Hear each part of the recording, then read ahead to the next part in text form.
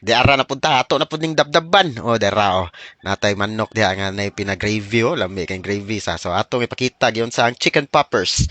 So wala ko videohi ang pagtimpla nako sa manok ani og paghiwa pero akong gitimpla sa manok ani kay simple ra kayo.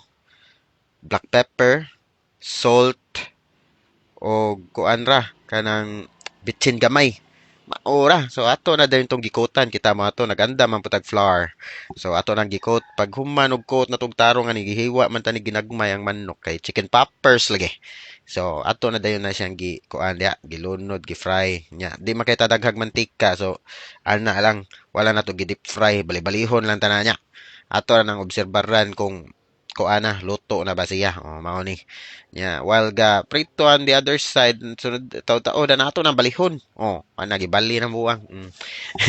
Yeah, once mo golden brown na di araw. Golden brown na. Ato na dayon ang kuan ihaon. Kay magtimpla man dayon ta sa gravy ani human. No, daragi panghaon ng poppers. Lami kayo. Kuan day ni akong gamit ni chicken breast. Kay mao may kuan kanang walay bukog ba.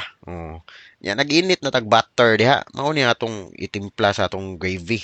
Butter. Butangan yung crispy fry okay. Nanay kuandaan ba? Timplado ng crispy fry ba? Di na ka mahasol. So crispy fry atong gigamit as gravy dire. Parisag butter.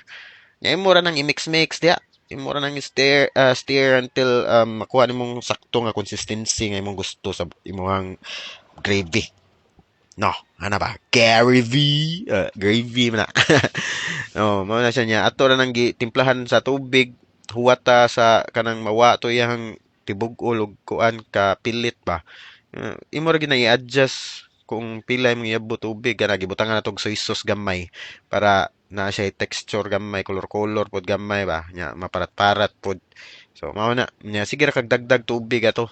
So mao na ni pagkaluto na niya sa atong chicken poppers ug sa gravy o darang gravy. Sus tilaw mas gravy ani murag KFC oy, unlimited gravy ba.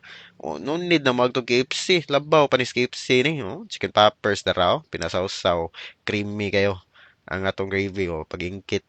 Namit gad. Approve pa. Ngiga gid ay. Sige bye.